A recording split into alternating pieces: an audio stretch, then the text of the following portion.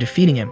Eurus begins to tremble, even asks the boy to wait, but he's not there to talk and delivers another blow that further injures the dragon. Then our boy starts complaining about the weapon's resistance, especially since he only had one more attack. After this, the durability of the weapon would run out and the legendary stick would unfortunately break. Hearing this, Eurus proposes a contract. The dragon's proposal is to transform the protagonist's stick into an ego sword. Basically, he will infuse his own soul into the weapon, which will give our boy's sword its own ego and evolve it into an ego sword. This results in infinite durability of the weapon and short, more hack. The dragon also says that the ego sword is the strongest in Chrono Life. The protagonist starts to find it amusing, says he had already given up on revenge. But it seems like the heavens want this revenge to happen. Very well, he accepts the contract happily. A magic circle forms and Eurus' body disappears. Some system messages appear notifying that the level 99 plus stick is now an ego-ranked weapon and has infinite durability. Once again, our boy reaffirms that he will have his revenge. Back in the central square of Chrono Life, we see there's an SSS rank reward for the head of the protagonist with the strongest stick in that world. They say he killed over 800,000 people in a single day, which is the largest known death streak. It's also declared that these wanted posters have been distributed across 12 kingdoms and 3 continents around the world. The value of the protagonist's head is nothing less than 10 billion gold. Moments later, some knights appear marching. They are the royal guards. Leading the march was the master of the sacred guild called Sentry, who particularly is a quite beautiful girl, but perhaps she stands no chance against the supreme stick. Knights from another guild appear, cloaked in scarlet with a white cross. The 10 strongest elite knights known as the Lineage of the Cross. The guild's general is named Suo. To add some variety, the author included a sorceress, the strongest of the royal family and also master of the holy guild called Abracadabra. The last leaders finally appear, the chief of the thieves guild named Hong and the king of the castle Arden, leader of the justice guild, Eye the Falcon. These are the 5 largest guilds, all gathered in one place. This is the first alliance made between the top 5 guilds in the world. The king of Castle Arden, as the head of the union, declares war against the hideous player killer, or rather, war against the protagonist with the blessed stick. The story continues with the boy having a fit of laughter. Increasing the durability of his equipment has given him greater self-esteem. Now he just has to wait for the wafers to come. Suddenly, a head pops out of his stick, and guess who it is? Yes, Eurus, our dear crybaby, the one who trembled against the righty fishing rod bearer. Of course, the protagonist, curious as he is, asks whose head that is because it can't be his, right? Eurus immediately identifies himself. The protagonist notices that the monster's size has considerably decreased, making him more like a pet than a dragon. The burning question is, where did Eurus' second head go, the 2-headed dragon? Well, not even he knows. Suddenly, a pamphlet falls in front of the protagonist, who picks it up and finds his face printed on it. The dwarf dragon quickly gets excited, saying he's wanted for eliminating 800,000 players at once. Not an achievement for just anyone, plus the lad is worth 10 billion gold, meaning that's real money, right? That's a lot. While the protagonist wonders how an ally can use words like money, it should be impossible to have knowledge of real-world related words. Eurus responds that since he's practically dead, that doesn't matter much. The dragon wonders what they're going to do since with such a high reward, several people will go after the boy's life. So the dwarf dragon suggests eradicating all humans right away. But that wouldn't work out very well because the boy is human. But he's not scared at all. In fact, he's quite excited because he's become a celebrity.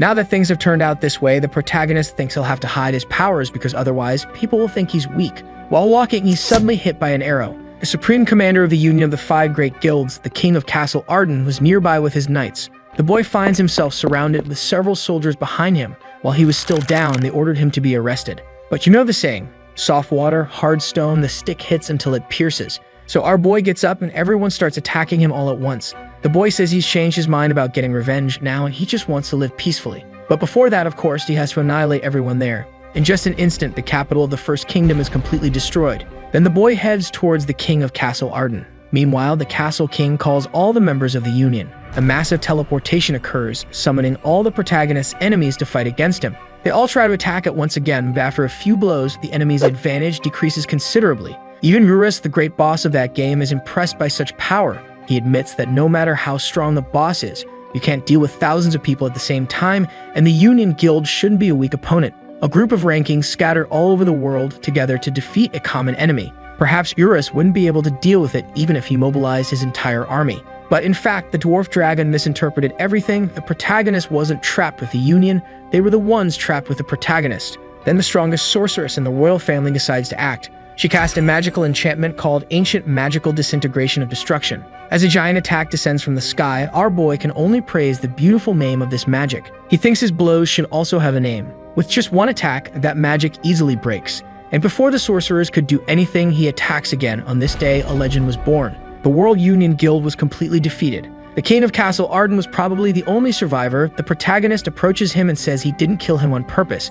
It was difficult to control the force of the blow because of him. Then the King of Castle Arden asks why he was spared. The young man replies it's obvious, saying it was because earlier he had shot an arrow at him. With the figurative fishing rod, our boy just gave the Union leader a slap on the face. As expected, that battle became the most talked about subject among people in the real world, not only among users of the game itself, but also among users of other games. Even among people who weren't interested in such things, after defeating everyone there, the protagonist strikes a macho alpha pose. However, one more person appears, and you won't believe who it is. Yes, my friends. The girl who betrayed the protagonist at the beginning of the story. The boy is shocked. The girl says she missed him. Who could have imagined such a meeting, right? A vast expanse of sunset plains emerged with 3 million players eliminated, along with several weapons scattered on the ground. Meanwhile, our protagonist was in a meeting with the girl who betrayed him. Thinking this situation is somewhat dramatic, he wonders why he can't stop laughing. The girl soon starts talking, suggesting it must be fate. She didn't expect to find him in that place. The boy says fate is nonsense. The girl starts talking again and comments that she only killed him earlier to attain the Goddess of Life class. The protagonist asks if her ranking changed only after eliminating 1,000 players. With a condition like that, shouldn't it be Goddess of Death? The boy starts attacking shortly after, saying that as he had already heard her funny story, it was time for them to fight. The girl asks if he isn't too hasty. She wanted to talk a little more. Then the young man tries another attack, and when he thinks the target has been hit, she appears by his side, saying that, as expected, he has become considerably stronger. But that level of power wouldn't be enough to win. Virus is shocked, wondering how that person is alive after a direct hit from the legendary stick. The protagonist is also confused. He's sure the attack was accurate. So how could she be without a scratch? The girl says she's now the Goddess of Life. Because of that, a mere human couldn't do absolutely anything. Hearing this, the boy gets angry and tries to attack again. With this last blow, the entire continent trembles. But the goddess remains unharmed. She says it's useless to keep fighting. No matter how much time passes, he would be unable to win. Faced with this, the boy tries a different approach. Since he can't destroy her, he just needs to destroy the planet. Then everything would disappear, including the girl. The goddess doesn't seem to find that possible. However, the protagonist says he hasn't used his true strength at any moment. He says he's willing to sacrifice everything because in the end, in Chrono Life, the law of the jungle is the only thing that matters. With a single attack, the boy destroys the entire world, which ends up disconnecting all the players. Then people wake up in the virtual reality capsule room and start complaining to the attendant, asking if he turned off the switch or something similar. He asks everyone to stay calm. Sometime later, a notification appears on the main page of Chrono Life. They announce that an emergency maintenance is happening on the server. People wonder if there really is a problem with the game. There was still one person connected to Chrono Life, and as you may imagine, it's the protagonist. Our boy appears in a kind of virtual room, where a strange voice mentions a weird name, ST-389. The voice says that was the name of the planet the protagonist just destroyed. The mysterious man says that place was his mother's favorite. The boy asks who he is. The voice replies that he is God. After hearing the response, the protagonist doesn't believe it and finds it amusing. Then he asks if the girl who betrayed him is there by any chance. God responds that it's just the two of them in that place. He shouldn't be surprised by that since the protagonist killed everyone. It should be common sense. No one could survive an explosion like that. After hearing this, the boy bursts into laughter. Then he says he's very happy to have gotten his revenge. He even tries to talk to Eurus, however. God says the dragon isn't there either. The curious protagonist begins to ask what that existence was, since the current number of people in that room is only one player. However, the being calling itself God cannot answer that question because apparently someone is interfering in that place. So he bid farewell and said it was a great conversation. Finally, the boy is also disconnected from the game. The boy wakes up angry because God didn't answer his question. An instant later, an old blonde man appears and walks up to our protagonist.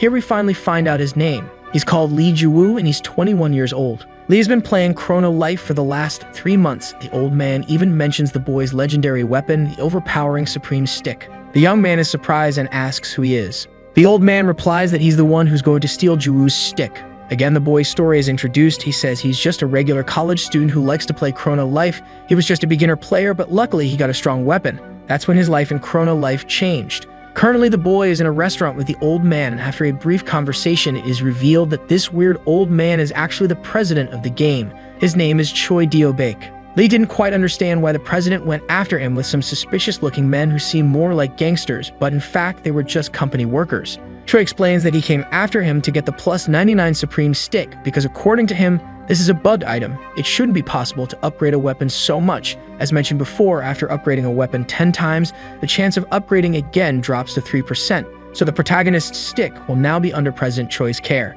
Changing the scene, in the frontline city of Chrono Life, a group of adventurers faces a monster. When the creature tries to attack, a girl launches a fire missile that hits it precisely. Next, the protagonist's wife appears, a pink-haired girl appears to strike the monster with a punch to the neck, but the girl simply faints after attacking. Lee is nearby watching the situation, wondering whether to help them or not. The dwarf dragon is curious and asks what the boy is going to do. At this point, we see that the protagonist still has the stick, because the game president didn't want to take his weapon. Who was interested in it was the company's executive sector. Choi says that, in fact, the boy's item isn't bugged, so the protagonist can keep the stick and do whatever he wants with it. The old man won't interfere. Back to Chrono Life, our boy continues to ponder what to do. Meanwhile, the name of the pink-haired girl is mentioned. Her name is Kayam Tuka, and she's apparently having trouble with her own team because she broke the basic attack formation, so she ends up being heavily criticized by her teammate. He says she has no brains. I don't know. What she lacks in brains she makes up for in beauty. Seems fair. The young man continues to just observe everything while recalling Choi's teachings. The old man says that Chrono Life is a good game, a very diverse fantasy world. If possible, he would like the protagonist to avoid destroying it. It seems to be a difficult task for our boy Lee. Returning to the game, the girl continues to be humiliated by her teammate, and she is abandoned by the team. The boy, seeing that situation, says that adventure or even romance don't exist in this game. All that prevails here is the law of the jungle, so the protagonist will enjoy the game, but his way, so he unleashes a giant attack towards the group that just abandoned the girl. But suddenly, the young man's attention is redirected to the girl. That's because she starts screaming, saying that the game is really bad, and that her old group mates don't have an eye for things, especially since they can't recognize how good her equipment is. Our boy Lee, seeing this whole situation, starts to remember his past when he was humiliated. Kaina continues to scream, saying she won't join any hunting group, and from that day on, she would hunt alone. However, a wave of monsters appears in front of her. The girl was stunned. All she could do was close her eyes. There are several of them. All seem to be very hungry. Then they charge at her. When she thinks all is lost, a mysterious man, dressed in a cloak, only in his underwear and with a stick in hand, appears in front of her. With one attack, our hero, underwear with the blessed stick, simply finishes off all the enemies. The girl, who is trembling with fear, decides to open her eyes. What does she see? Looking at the sky, the spacing of the clouds caused by the protagonist's attack is evident. So our boy begins to have philosophical thoughts about solidarity and pity, imagining that maybe he didn't help her for those reasons. Probably he did it because he thought it would be fun. Anyway, the result was a bit complicated and chaotic. This is just the beginning of this story. The girl seems all melted for the protagonist. Yeah, my friends, could my prediction be correct? And this is the future Mrs. Stick. Leader isn't dumb. He doesn't waste time. Soon he asks if the girl doesn't want to form a group with him. It seems that the true story of the protagonist begins here. However, the girl refuses. And even tells him to go to that place. She says she doesn't hunt with noobs. Well, it seems like this is a terrible start. Then we change scenes. This time to real life, where people were discussing the events of Chrono Life. Remember the feats of the protagonist? So it was the first murder of 800,000 people, followed by a murder of 3 million people. No one knew the identity of who did that. Some call him the battle god, others say he's just a hacker with a bugged item, which is a pretty reasonable opinion. People say it's not a number that can be defeated with attributes and control. Many even want the protagonist to be expelled from the game. So people were eagerly awaiting Chrono Life's response, until the company spoke up, but it wasn't the announcement people wanted. In the message, it said that our protagonist is just a regular user, and that he wouldn't be punished for anything. After all, he didn't break any game rules. So that's how part of Lee's problem ended. However, people were still discussing the Chrono Life server crash. They say the service only crashed because someone killed thousands of people at once. They all recognize our boy for this. Changing scenes once again, the boy appears walking behind Kayan, the pink-haired girl, who angrily questions why he's following her. Leah replies that they should form a hunting group, but she said she doesn't agree with that. The girl doesn't want to create a group with someone like him, especially since it would be very indecent, since the boy walks around only in his underwear, and on top of that, with his wood out. The boy says she should be grateful because he saved her after all. Urus mentions that he witnessed what happened, and that her eyes were closed when he defeated everyone with one blow. So the protagonist wonders if she doesn't know how strong the power of the Supreme Stick is. With that, a brilliant idea comes to his mind. Our boy intends to hide his own power, so he runs after the girl, asking them to form a team because he's new to the game, starts begging and even calls her master. The girl is amazed by this, especially since she was recently humiliated, and now they're calling her master. It seems like her confidence has risen significantly. Our boy is excited too. Pretending to be weak was what he wanted at first. The girl was so touched that she wasted no time and invited him to form a group, saying she'll only help once. They head to the entrance of a dungeon to defeat some rabbit bears. I wouldn't sleep with one of those even if it were plush. Master Kayan starts doing some flips and some fancy attacks. She seems quite strong, but is she worthy of the briefs? After defeating some rabbits, she strikes a pose and says the rest can come at them. The protagonist just watches. No matter if the monster's level is low, it'll be dangerous if she gets surrounded by them. Eurus says he doesn't need to worry because his master has excellent gear. The dwarf dragon says her weapon alone costs 10 million gold. The protagonist was impressed because that's equivalent to 10 million won in real life. Eurus continues saying that all her equipment is superb, and that altogether it must be worth 100 million gold. The protagonist wonders why she has such equipment when her level is low. Eurus replies that it's obvious Kayan definitely bought that equipment using some real-life monetary resource. The boy is shocked by this. It doesn't make sense to spend so much money on a game like that. The girl then approaches the protagonist asking why he's standing still while she's doing everything alone. Indignant, she tells her underwear-clad pupil to beat the monsters. As the master speaks, a rabbit bear appears behind her to grab a bite, but unlucky for him, Super Brief's guy was nearby. The girl quickly turns around and asks why he's swinging at nothing. The young man puts his convictions to the test since it's very difficult to hide so much power. The girl receives a message and says she has to leave for a while. The protagonist is indignant that she's leaving. A moment later, the doubt resurfaces about how the girl has so much money to spend on games. The dwarf dragon theorizes that maybe she was born into a wealthy family. In the real world, we see Kayan waking up after disconnecting, promptly getting up and putting on her glasses. The work focuses on her so we can admire her beauty up close. Kayan begins to remember the moments she spent with the protagonist and smiles. The girl enjoys this moment until someone opens the door. It's a woman who seems quite irritated. She asks if Kayan forgot about work. The girl replies that she already logged out of the game. But the argument continues and the woman says she's addicted to games. Then she asks the girl to hurry up and sit down. The woman asks if she was playing Chrono Life with glasses. She says it's to take the glasses off when using the helmet so as not to leave marks on the nose. And after being reprimanded, the girl argues defensively, saying she gets anxiety attacks if she doesn't wear glasses. The nose mark wouldn't be a problem because her sister is a good makeup artist. It seems that this woman is actually her sister. After this situation, the girl goes to do her makeup. She lets down her hair and prepares to literally put on a show. In the real world, the girl is a K-pop singer. It's said that she's an extremely popular idol. Apparently, her real name is Han Sarang, the best singer and songwriter of the moment, being at the top for 13 consecutive weeks in terms of audience.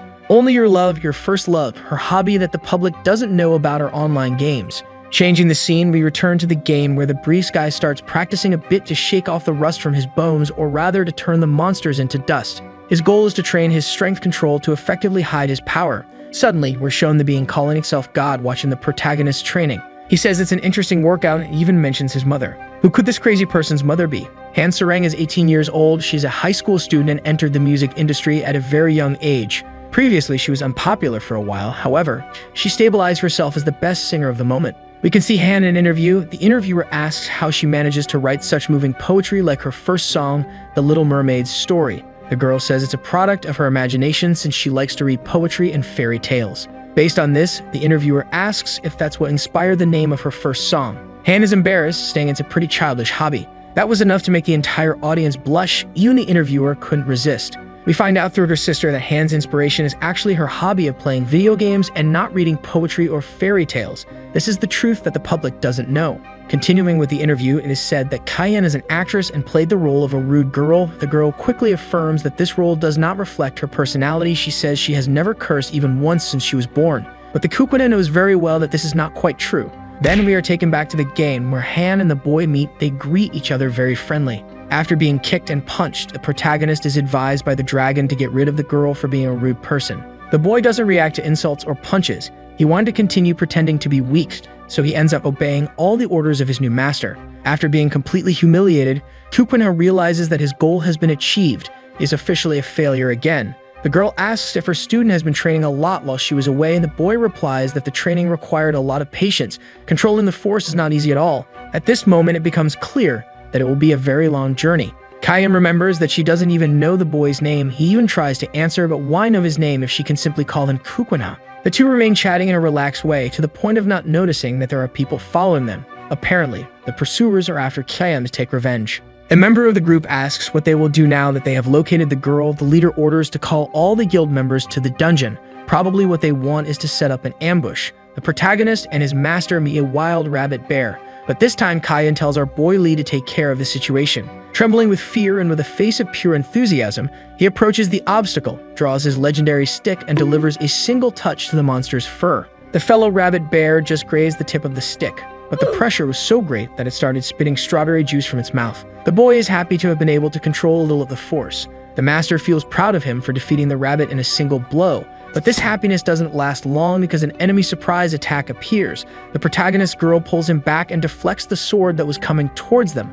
Look at the flexibility of the girl. The attack rebounds on the one who launched it and injures the enemy a bit. With a smile on his face, he announces his arrival to give his greetings. The girl asks who that man is, and suddenly the whole gang appears. It is revealed that this man is a guild leader of Hallis and Mr. Kim. The girl is surprised. The old man orders his accomplices to attack. Kyan tells our protagonist to leave because it's dangerous. She assumes a battle position and already knocks the first one down with a kick. Using his head as a trampoline, the girl jumps and activates what seems to be a special ability, Dragon Kick. The protagonist is always a faithful spectator, wondering why all this is happening. Meanwhile, our master defeats some extras, but they were just a distraction. A short-haired elf joins the battlefield and activates a theft ability that takes some equipment from our master. The boy is impressed by this. Eurus says that the power to steal equipment belongs to the thief class, but it shouldn't be so strong. The boy Lee becomes unconcerned for a moment until he remembers that if the elf has the ability to steal, she could take his staff. So the boy starts running in fear. Who would have thought, right?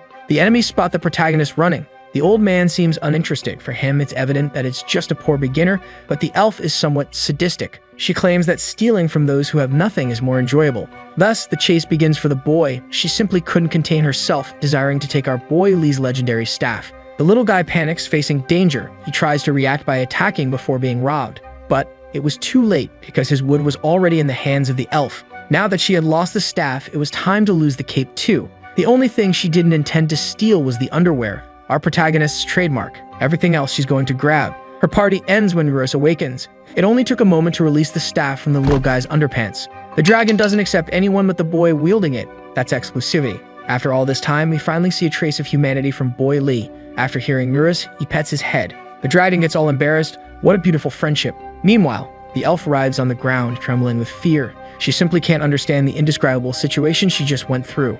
A ghost? No, it was too real to be that. Kim starts questioning the mercenary. After all, the mission should be completed. The thief composes herself and says she hasn't forgotten their deal. Our mistress enters the scene again. The girl tries to land a surprise blow but fails. Kyan demands her equipment back. Unfortunately, she was after the wrong target, since Kim was the one with her gloves. Seeing this, the girl explodes in rage. She threatens to kill everyone there until Lee intervenes using his secret technique, hit without killing, to knock down his mistress. The elf is confused why he attacked her ally. Little does she know that, in fact, the protagonist only knocked out his mistress, to be able to hack everyone there for dinner. Then he starts revealing his true power. First, he takes out the extras next to the elf, then goes straight for the main course. Filled with anger, the boy approaches her in the blink of an eye. Attacking with his skill hit without killing, he quickly takes her down. The boy says he didn't like being afraid because of her. That said, he starts hitting her again. What's this? The protagonist doesn't even spare the women. He must believe in gender equality. Changing the scene, we see a very interesting scene of the protagonist's future wife lying on the grass, unconscious,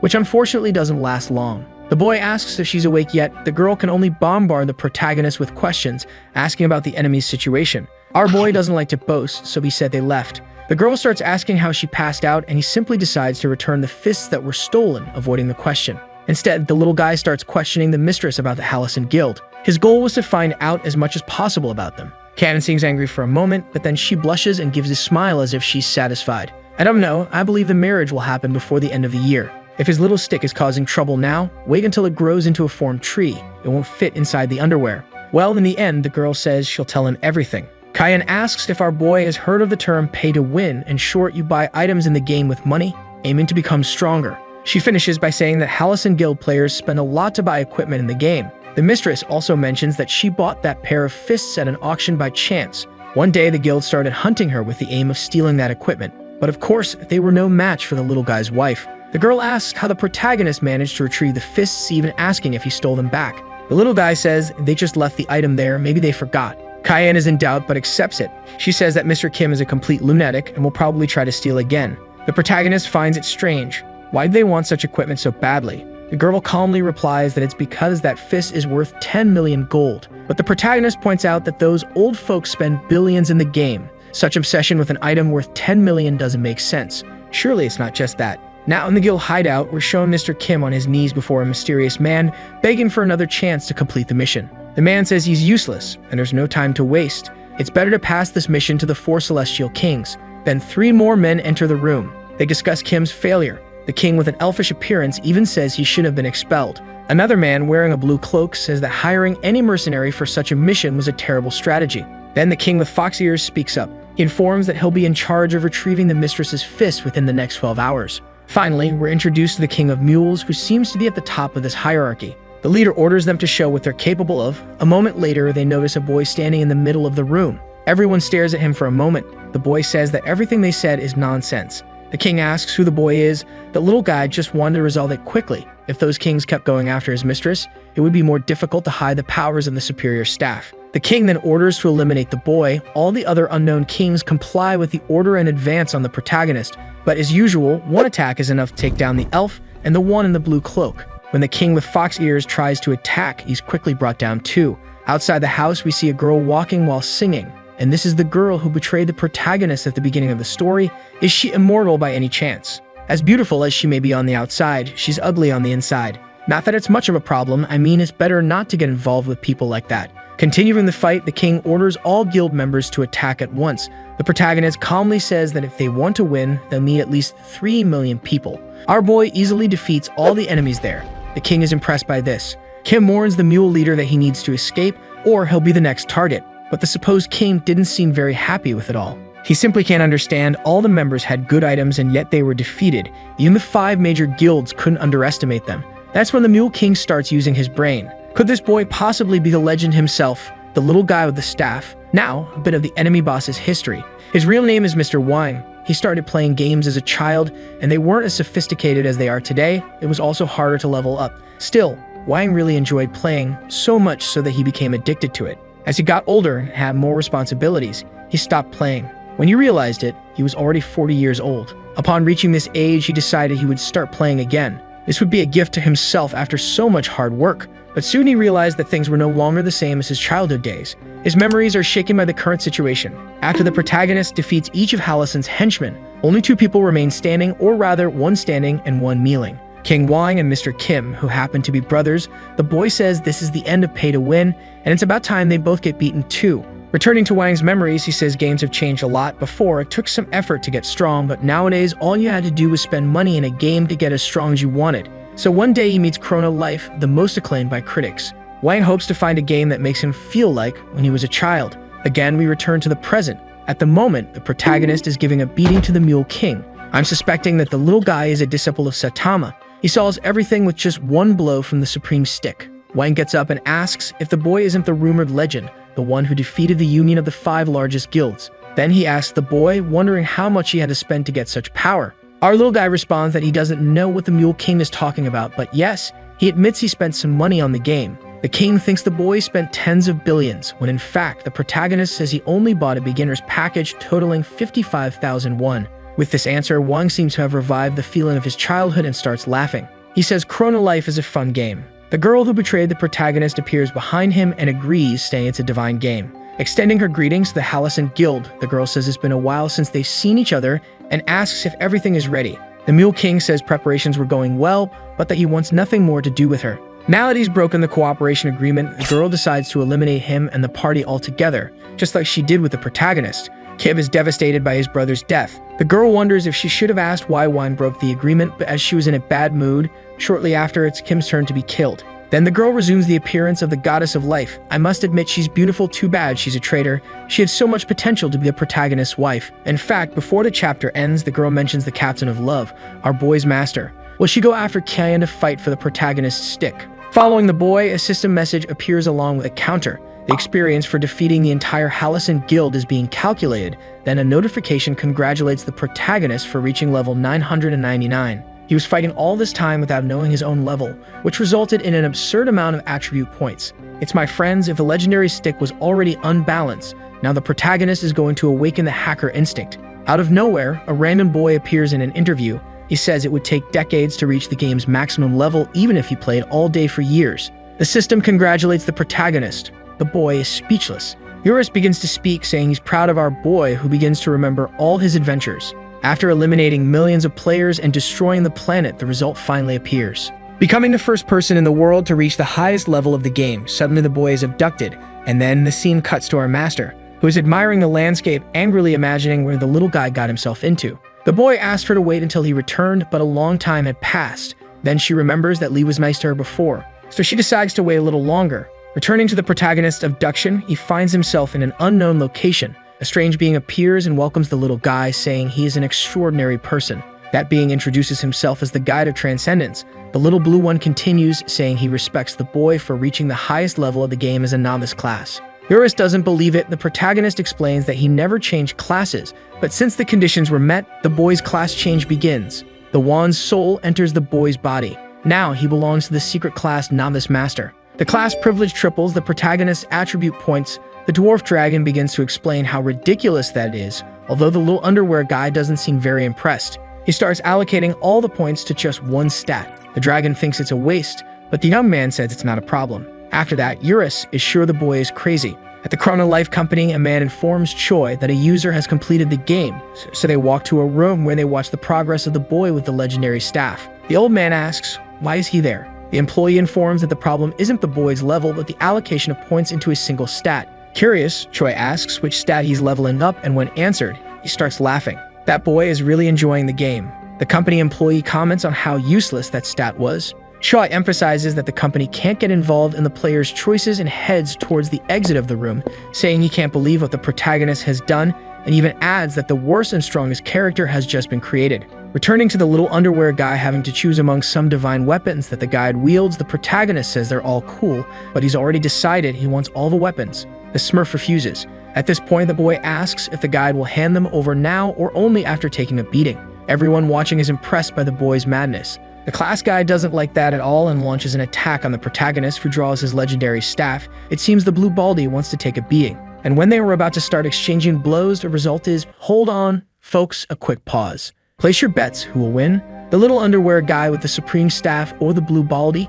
Now that you've bet, let's continue the fight. The guide attacks our protagonist with an axe and hits him hard, but when he thinks he's won, the boy reappears saying the attack hurt quite a bit, maybe because it was from a god. Here we discover which stat the protagonist leveled up like an idiot. He invested all the points in physical health. This attribute makes him immune to some things, positively affecting his recovery. The reason it seems like a bad stat is that if you invest everything in a single attribute, he will be weak, unable to carry any equipment other than the staff, but the boy asserts that he only needs that. Then, as if that weren't enough, the little underwear guy awakens a hidden ability, Healing Factor. All damage the boy receives will be converted into healing. It gives him immunity to poisons, diseases, and paralysis. The protagonist seems very happy with this new ability. The Smurf decides to react and fires a laser beam at the young man, which hits precisely. Eurus becomes very worried, but the protagonist bursts into laughter. The boy begins to regenerate. As he recomposes himself, he receives some more attacks, but he doesn't seem worried at all. Now that the little underwear guy has finished playing, he orders the guide to hand over all the weapons. Then we start seeing through the enemy's perspective. The blue baldy warns that the protagonist's greed will one day consume him. That said, those were his last words. Also because the boy doesn't care about any of it. With just one strike from the Supreme Staff, the Transcendental Guide simply ceases to exist, and that entire place starts to disintegrate, forcing our boy to return to the world of Chrono Life. But with a twist, all the Transcendental weapons are with him now. They will always answer the little underwear guy's call, which makes him quite happy. Unlike his mistress, who is extremely irritated. She says that after waiting for so long, she won't let it pass, no matter the boy's excuse. He arrives all excited but receives a punch and several kicks as a welcome. The boy thought he would return soon, but some things delayed him. She's quite disappointed and says she'll log out of the game. The protagonist bids farewell. She gives an angry look, but soon calms down. The girl informs the protagonist that the next day at 7 p.m., she'll finish work and enter the game. With a cute face, she warns him not to be late again. After this situation, even the dwarf dragon caught the dating vibe. The boy also decides to leave the game because it's past midnight. Our boy wakes up in the real world feeling tired. On his way home, Lee passes by a restaurant, and as he was hungry, he considers going there, but he realizes he's broke. Tired of being poor, the boy thinks of something to make some extra income, maybe taking more shifts at his job, until a good idea pops into his head. Remembering that his master bought some expensive equipment with real money, he realizes he can sell in-game items. So the protagonist starts running with great enthusiasm. The world's #1 game, Chrono Life. All players recognize that there's a forbidden place in the game, the intersection between life and death, the Tomb of Mortals. It's the only adventure that no player has been able to complete. For an unknown reason, the place where Chrono Life's strongest boss resides was hidden, the Valley of the Dead. After this introduction, we see that the protagonist is at Eurus' house. Lee, with a mercenary look, says he's under the care of the dwarf dragon. The boy became so obsessed with revenge that he forgot to pick up items from the Valley of Death. Then several monsters begin to appear. The boy says that from that moment on was the end of his miserable life because he was going to get rich in an instant. The story goes on showing some monsters from the valley, Turbid of Despair, Lapis of the Abyss, and finally Trizon of the Dawn. These three are the strongest in Eurus' army. However, with just 2 attacks from the superior wand, all creatures in the valley were eliminated, and thousands of valuable items began to rain down from the sky. Eurus says that the protagonist ended it in an instant and did a good job. But our little underwear guy says it's just begun. He expects the monsters to respawn. The dwarf dragon is sad about the situation. After all, that was his army. Unfortunately, the protagonist spares no one. As it's the first time the boy is selling items, he imagines he should farm only 100 times. In the real world, we're taken to a lecture at Harvard, where they say Bill Gates is a very rich man, and even if he found $100 on the ground, he wouldn't pick it up since he earns approximately $150 per second. It would be a waste of time to spend more than that to bend down and pick up the money. In other words, he'd be losing $200 if he did so. However, in the protagonist's case, it takes about 1 hour to accumulate 100 spawns, which in total generates the sum of approximately 15 billion golden items. According to the lecture, Bill Gates earns 500 million won per hour. The protagonist has exceeded the income rate of the richest man in the world. Back in the real world, we see the boy leaving the Gucci store. We also see him in a Lamborghini, people looking impressed, including lots of girls. It seems the boy has not only beaten the game, but also real life. For fun, he deliberately crashes into a truck just to switch cars. After that, there's a change of scenery. The old Choi is receiving a report from an employee. The employee says that recently items worth approximately 15 billion won have been released on the market, and because of this, the game's progression has increased by approximately 2 years. The employee wonders if he should flee. Choi says he can hear his thoughts, then he questions if there's any way to block transactions so that items aren't sold. But unfortunately, this is impossible. Faced with this, the president calls the protagonist. The boy says he's busy spending money, flaunting so much that he even asks the old man if he'd love a gift. The president isn't very happy about it and starts cursing the boy, who simply hangs up. Man, this boy is really something, honestly. He didn't have a penny to his name before, now the only concern is how to spend so much money. Soon the protagonist remembers the most important thing, buying a super luxurious house.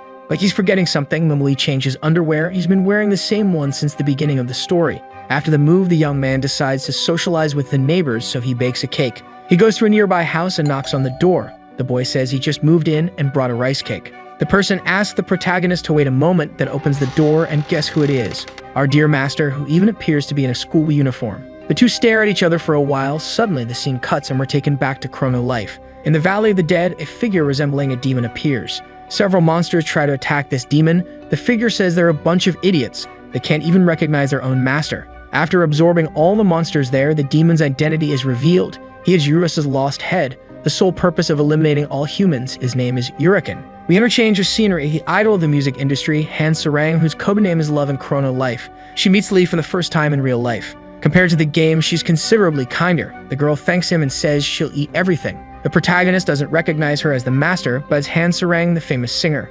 Apparently, it must be impossible for them to recognize each other, also because they're quite different in the game and in real life. The girl enters the house and meets her sister. For a moment, Han feels like she's seen her new neighbor before, but she doesn't recognize him. A boy like that is unforgettable. When she sees him, she'll recognize him right away. The sister advises that Han should change because she was still in her school uniform and the filming would start soon. The girl gets angry and says she just arrived, but soon remembers the commitment she has with the protagonist and goes to change. The sister realizes that the girl found someone special in the game. She wonders who stole her little sister's heart. It's official now, folks. If our boy's own sister-in-law said so, then who are we to disagree, right? The boy returns to the item farming location, but realizes that all the monsters in the place have disappeared. He asks the dwarf dragon if his subordinates happen to run away. Eurus replies that this is impossible because the monsters are programmed to act in a specific way. It's as if they simply vanished. The boy says it doesn't matter. He'll just hunt elsewhere. Eurus reminds the little underwear guy that he's supposed to meet the master at 7 p.m. The disappointed protagonist leaves due to the disappearance of the monsters. The dwarf dragon says he can sense a familiar yet threatening spirit in the valley. Suddenly, we see a giant serpent in the snow. Her name is Elrose. Alexandra being against Hurricane. She's fighting against Uriken, who easily defeats her. He then absorbs her. The demon says it's not enough. There's still a long way to go. Suddenly, the goddess of life appears. She's impressed by how far Uriken has come. The girl said it was expected since he eats a lot. Suddenly, she is attacked by the demon. Eurus's second head believes the girl is delicious. Therefore, he tries to absorb her as well, but fails. The girl tells him not to scare her like that. Uriken, confused, asks if it's a hallucination, being sure he hit her. The goddess says it doesn't matter. The scaly one clarifies that he probably couldn't eat her, and adds that they were of a similar nature. The girl points to a village and states that there's plenty of food for him there. The second head of Eurus gets excited and starts laughing, commenting that his only purpose is to destroy humanity. He quickly heads to the city and begins absorbing the population. All the players in the area became food, a place where beginners and veterans worked. New players and even experienced ones were no match for that monster. Back at Chrono Life Company, the employee will report more problems to the president. The employee says the company is receiving several complaints from users. The reason for dissatisfaction is that players' characters were deleted when absorbed by Uriken. It seems that Eurus's second head has become a kind of virus that erases characters. Chrono Life is bombarded with several criticisms because of this. The president, however, doesn't seem to be worried about it at all. In fact, he already knew about the existence of Uriken. Choi even orders to monitor only two characters. One is Uriken, and the other is Luna, the famous traitor. Back in the game, we see a chaotic scene. The scaly one remains standing in the middle of a city in flames. The goddess of life also appears. She didn't imagine that Eurus's second head would eat the entire city. The scaly one says it's not enough and asks where he could find more food. The girl says the next meal would be the best of all. We are taken to the master, who eagerly awaits the little underwear guy. It seems the boy is late again. He won't live to tell the tale. Noticing someone's presence, she turns around already excited, thinking it was the boy, but who was there was Uriken. We're revealed that the monster had already reached the highest level of the game. Will there finally be an opponent worthy of the protagonist? Back to the city, we follow the former king of Castle Artem. It is said that he had an empire but lost everything, since he was defeated along with the Union by the protagonist. Saying that all the guilds were in his hands, he couldn't simply accept giving up everything. Suddenly, there is an explosion and a huge monster emerges from it. That day, the former king of Castle Artem witnessed hundreds of players being deleted. Wondering what that was, he opens the bulletin board and sees that all the absorbed characters were being deleted. The only person to notice the former king's presence was the goddess, who said nothing. Then she and Uriken move towards their next prey. The failed one from Castle Artem even laughs nervously. The scene changes again. Now we follow the protagonist's wife, who encounters two powerful enemies. The goddess of life says it's a pleasure to meet the captain of love whom she had heard of. The master innocently asks if that girl knows the little underwear guy, since the boy is the only person who knows that name. She says she almost hit Eurus's second head because it scared her. The goddess of life continues. She says that apparently the love captain and the protagonist are close. Kayan says that actually she was only interested in playing with him, even though she doesn't like him. The goddess of life has a gloomy expression on her face and a mischievous laugh. She remembers what happened before eliminating Juan, the king of mules. Concluding the girl's reasoning, she calls the protagonist master annoying. After that, Kayan is attacked by Uriken, while the goddess simply watches. The scaly one says that meal was delicious. The girl says it's obvious since Kayan's a piece of a god. Eurus's second head asks what that means, but the goddess refuses to say because it's not important. Then she invites him to go after more delicious meals. However, their plan is interrupted because our boy finally arrived. With a serious face, he faces the enemies. The goddess asks how the boy has been. The protagonist tells her to shut up and take her foot off Kayan's clothes. Luna says she stepped on the remnants of his master by mistake. The little underwear guy warns that he's going to start beating up the scaly one. He attacks with his stick, but unfortunately, it wasn't enough to defeat Uriken, who counterattacks. The protagonist wonders what kind of creature survived after being hit by the stick. The monster asks what there is to be surprised about since he can simply dodge that kind of attack. Then the boy says it's just about attacking with more force. Eurus's second head thinks it's just a bluff, asking if the previous attack wasn't with full force. The protagonist says all the blows they've seen so far were normal attacks. Suddenly, he activates a unique ability of the novice master class, Swordsman Spirit. It's the first technique of the stick that our boy will use. It's best for the scaly one to give it his all to dodge. Then the protagonist activates the continuous cut ability, which allows him to attack without stopping. It's such a powerful ability that it can reach and destroy a planet. The story continues with the former king of Arden Castle going live, seeking popularity. He believes tarnishing the company's name is the best way to quickly gain engagement, so he makes several criticisms of the game. We return to the protagonist's fight against Uriken. The boy asks where that monster came from. The scaly one reveals his identity, admitting to being Eurus's second head. The dragon says he found Uriken's presence very familiar but thought it was just his imagination. Eurus warns the boy to be careful, since he might be the reason for the disappearance of the monsters in the valley. The dragon concludes by saying that his master also died earlier and her character was deleted. The scaly one gets tired of just watching and tries to attack the protagonist, who defends himself calmly. Now that he was sure that Kyan's character was really deleted, he's not going to make it easy for the enemy. The failure of Artem Castle is approaching the scene of the fight. Meanwhile, the little underwear guy beats up the scaly one. He uses a version of the continuous attack to beat the monster without eliminating it. The former leader of the Union arrives at the scene of the fight and fills with anger at seeing the man who took everything from him standing there. Then he draws his bow and prepares to attack. But he is interrupted by a message. Apparently, people are recovering their game characters. Consequently, Urakin is losing levels continuously. The boy asks what's wrong with the monster. He's become too slow. Urus informs that the energy absorbed by the scaly one is returning to the original characters. A company employee reported that the player's data was not deleted but had been transferred to Urakin. The protagonist understands that if he defeats the scaly one, his master will also return. The monster gets extremely irritated and tries to attack the protagonist, but he simply doesn't stand a chance of winning. The viewers of the live recognize that the one fighting is the living legend, a blessed stick underwear guy. Many people are watching the live, including the boy's future wife. Upon seeing the live, she discovers that the boy was never weak and remembers the day they met. The fight unfolds with the scaly one on his knees. He was once at the highest level of the game. Now he's only at level 180 because he lost all the energy he had absorbed. He was ready to end the fight, but Urakin tries to react. He impales a tentacle into the boy to absorb his energy. A moment of sadness follows, but for a short time, as our little underwear guy's healing ability is activated, he begins to manifest inside Urakin. Very bizarre. Can we say the boy was born again? Urus asks if that manifestation is from the protagonist, and he answers yes. The boy comes face to face with a monster that devoured thousands of players. In the end, he ends up absorbing Urakin himself and returning to his original form thanks to the healing factor. With that, a new ability awakens called Gluttony, which allows him to absorb the level and status of any target by eating it. The goddess of life asks if the fight is over. It wasn't what she expected, but it was fun after all. Since the girl called herself Urakin's mother, the protagonist says he ended up killing her son, but the girl says that, in fact, she wasn't really the scaly one's mother and points out that they are both the same age. Lee asks her how she knows his age, but she doesn't respond. The girl opens a rift and bids farewell to our boy. The president orders the team to solve this quickly by creating a reward event and also to continue monitoring Luna. The boy returns to the beginner's village being received as a hero. Striking a pose, he wonders if someone revealed his strength. Everyone recognizes the little underwear guy as someone good. Even a random elf tries to insult him but fails. The boy feels a little uncomfortable with so much attention and starts running away from the village. He runs so fast that he ends up bumping into a wall, but it's actually a golden statue of himself. It seems they went too far. It's weird, but not enough. Some even more dedicated fans appear. They dress exactly like the little underwear guy. This city is crazier than the protagonist. The King of Mules was promoted to the leader of the fools because he spent a fortune just to honor the little underwear guy. Wang says he was the one who ordered to build that statue.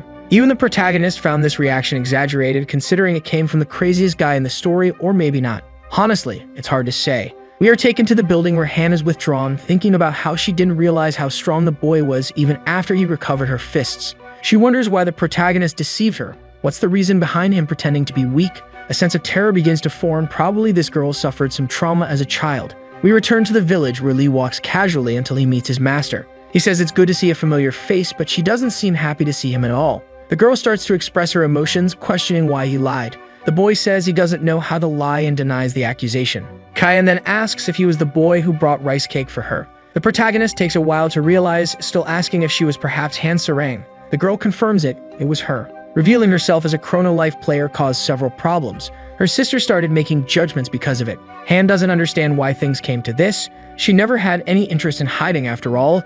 Is playing video games a sin? It seems she's going through what many of us have gone through. Shaven being a gamer outside the internet, her sister says she's just worried about Han's true personality being exposed. The girl says it was her own sister who forced her to hide the truth about her true personality and that she never wanted to lie to her own fans. She knocks on the door of the room and returns to virtual reality. Here we learn a little about Han's childhood. She has been singing since she was a child, considered a star very early on. She was happy about it. But something bad was happening off stage. The girl was being pressured by her own parents to do more and more shows, and obviously the motivation behind it was money. She had to fulfill various work contracts.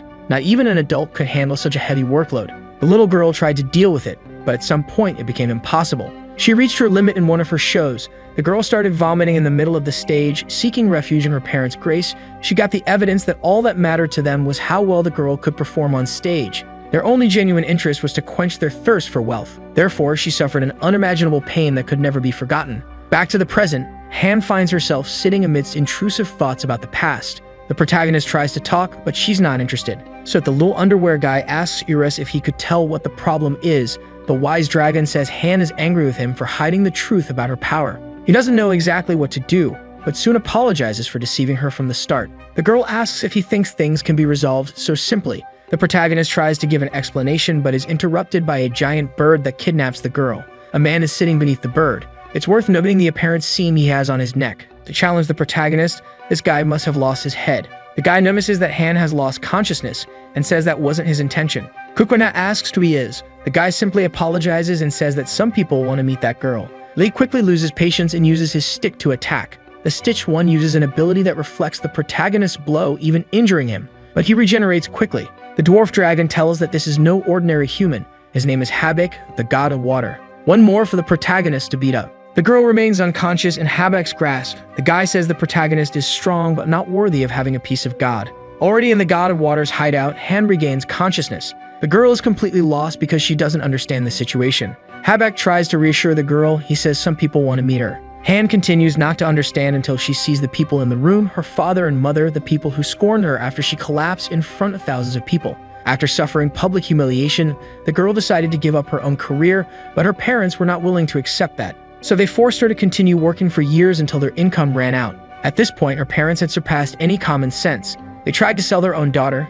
Han was face to face with two monsters, but very different from the type found in games because these were real. The little girl managed to escape and sought help from the police, thus finally freeing herself from the prison she had been in for so long. However, the damage was significant. The girl was mentally broken. After that, she could only stay indoors. Over time, her vision deteriorated from spending long periods playing on the computer, all due to the memory of those days. The girl starts to tremble. She asks how they could be in front of her. There was a restraining order against them, but her parents replied that it was just a game. They couldn't stop them from finding her there. They conclude by saying they only found the girl because of newspaper articles that talked about her playing Chrono Life. The Stitched One leaves, then they continue talking alone. Han's mother starts talking about how much the girl has grown. Unfortunately, she couldn't witness her growth because the world is a cruel place that separates children from their parents. Her mother says she's very sorry for what happened in the past. They'd wanted to apologize for a long time.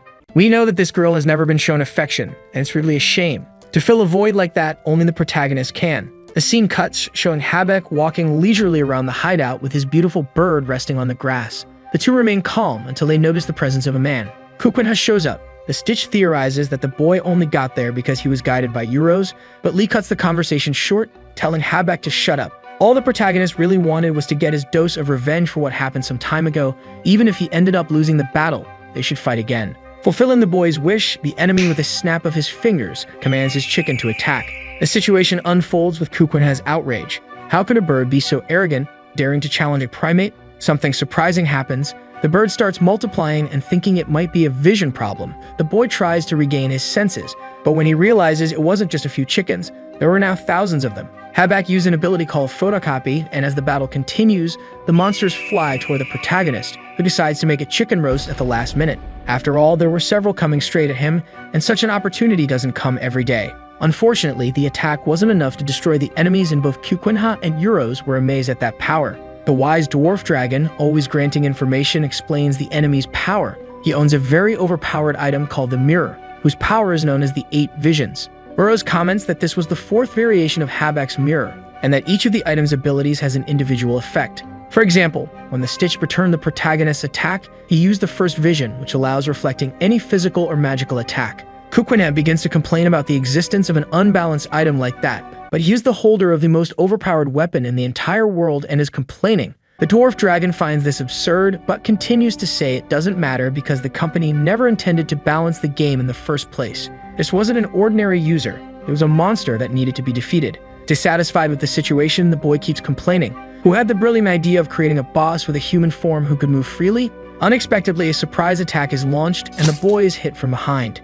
In a brief moment, the chickens prepare fireballs and launch them toward Kukwana. It seems the tables have turned. Before it was Lee who wanted to cook something, but now he would be roasted and devoured. At least that seemed to be the enemy's expectation, but the boy remains alive amid the flames. Saying he got a scare, Lee activates his talent called Continuous Slash, which quickly defeats all the birds. But Habak says it doesn't matter how many times they are eliminated. He can always make more copies with his ability. Kukwana asks if that's for real. Maybe he should just destroy the mirror. The Stitched looks with hostility while the protagonist activates his special move once again, which destroys the birds again, repeating these attacks thousands of times while the enemies reappear through the fourth vision ability. Until Habak notices something strange, the mirror is starting to crack, the boy notices the same and goes straight to the Stitch to taunt him, calling him weak. Habak says that the boy is actually too strong. There was no way to predict such absurd power. The boy was bothered by the enemy's smile. An expression from an adversary reminded him of the girl who betrayed him in the past, concluding he demands Habak tell him why he kidnapped Han and what the connection is with the peace of God. Of course, the enemy refuses to give away such information so easily, questioning whether he should or not answer these questions, which irritates our boy a lot. The Stitch says that the mirror is broken, but it's possible to use it one more time. Then a clone of the protagonist appears. At first, the boy imagines it to be a bird, but he quickly identifies what's in front of him and is shocked because now his biggest enemy is himself. The photocopy mimics the target in all aspects. The only noticeable change is the appearance. As it's a mirror, everything is reversed. The mirror copy uses continuous slash to attack. The move hits right in the face, and besides killing him, it also removes our boy's charm. After getting hit with his own technique, the protagonist loses all his life. Observing the damage caused by cloning the boy, Habak thought that if he had known about this from the beginning, he would have just copied the boy thousands of times. Eurus asks him what his purpose is, and the young man cheerfully talks to the dwarf dragon, apologizing for not greeting him earlier as he was busy. By the way, Eurus looked much cuter than before. The dragon tells him to cut the nonsense and answer the question. What's the intent behind fighting Kukwina? Then Eurus wonders if that person could be involved. The true desire of Habak is revealed when he asks for permission to pinch the dwarf dragon's cheeks at least once. Suddenly, some kind of goo appears between them. What is that? You probably already know it's our dear Kukwina. The man had evaporated just a few minutes ago, but is now reconstructing himself thanks to his absurdly broken regeneration ability. Although this form is a bit strange and scary at first, even the villain is terrified to see the boy in this state. The protagonist focuses on his greatest enemy, the fake Kukwina. Eurus declares that in that condition, the clone seemed more real. The copy tries to attack the boy with a downward strike ability, but it's nullified by the opposing technique, an upward strike. Amid the massive impact, the two clash head-on to see which stick will prevail. As they use their abilities, the destruction caused around them is immense, yet they remain in a frantic exchange of blows, until they both land a strike to each other's head. Habak thinks the fight has ended in mutual destruction, but then their healing factor kicks in. These guys are like ghosts. The Stitch wonders if they can only recover like that. After they recover, the two resume their battle, while Eurus continues to ask questions about Habak's intentions. Responding to the dwarf dragon, he says that Eurus should pay more attention to others. Not even that person can act carelessly against the dwarf dragon, since he is, or was, the most powerful boss in the game. Now the Stitch is the one asking questions. Why suddenly did that person and Eurus, who never cared about anything in this world, suddenly get involved? And most importantly, he asks why the dwarf dragon is accompanying the protagonist. Eurus replies that he should already know the reason. The young man then clarifies that he has no interest in the boy, as goal is the peace of God. The lingering question is whether that divine fragment was Han Sarang herself. Habak tells Eurus not to be stupid. Of course, a human wouldn't be that significant. In fact, she's just the owner of the item. We then return to the hideout where a family gathering or something similar is taking place. Han's mother apologizes once again and asks if the girl can forgive her. Han seems uncomfortable, and a moment later, the girl's mother grabs her by the arm and with a strange smile, asks where the gloves of silence are. It's revealed in the conversation between Eurus and Habak that this item is the peace of God. The items in Chrono Life were divided into categories. First, the weakest items of normal grade. Second, the rare classification. Third, unique equipment. And finally, the Newman rank, which is where the divine fragment belongs. The Stitched concludes by saying that he had heard of the transcendent rank, but had never seen it in person. Eurus recalls having seen several with the protagonist.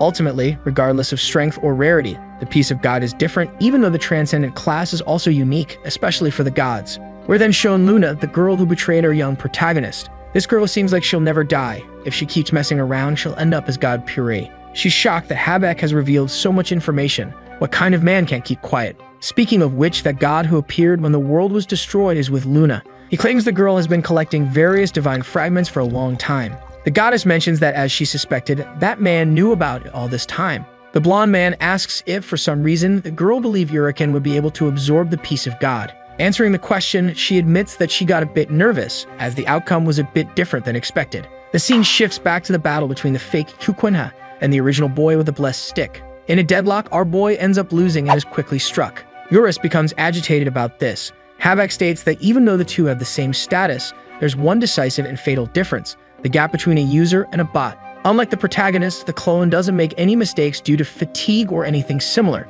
This is how the outcome of this fight will change. The dragon flies over to Lee while Habak simply watches. We see Lee completely beaten, kneeling on the ground with a fatal wound. Iris rushes over, shouting the boy's name. The healing factor kicks in, and the protagonist surprisingly shows ecstasy. It seems like he's having a lot of fun. Both the dwarf dragon and Habak are taken aback. Kupenha reveals his true feelings, showing himself to be a full-fledged sadist, remarking that all the battles up to now have been boring because he won every time with just one strike. Iris assesses the situation and asks if their condition isn't bad enough for the boy to continue playing around. Then Kupenha asks if the dwarf dragon really thinks he's in danger. The clone approaches with an aerial attack, and the young man seems even more excited, declaring that there are two ways to end this fight. Everyone watching the battle is impressed by the protagonist's conclusion. Does he really have a way to win? Once again, we see the two crossing sticks, but unlike before, the impact is reverberating much more. Habak is curious, wondering what method the boy will use. Luna continues her picnic and states that the protagonist is bluffing. She adds that compared to other masters of Chrono Life, the Stitch is on another level. The mirror's ability is strong enough to be considered absolute. It's not a boss meant to be defeated, and she doubts very much that the boy will win. This girl never learns, as if a mirror would be a challenge for the protagonist. The boy's brilliant idea is to end the world like he did last time.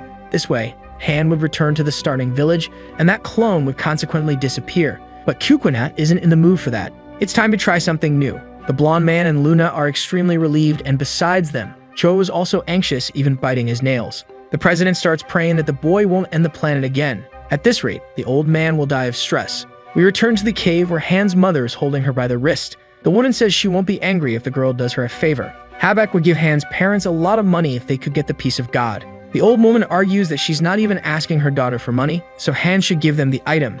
At least that's something she can do for her parents after all. They brought her into the world. But when the girl says she lost the glove of silence, the item they were looking for, her father steps up and glares at her. The man asks if she hid them somewhere. Crying, the girl says no, she really doesn't know where the glove is. The father, upset with her response, slaps Han, calling her ungrateful and asking if it's a waste of time helping her parents. Not enough, he questions if the girl has forgotten who fed her, changed her diapers, and put her to sleep. The man, even angrier, demands to know where his money is. Our story ends here. If you enjoyed it, please like and don't forget to subscribe to the channel. Big hug, and until next time, bye-bye.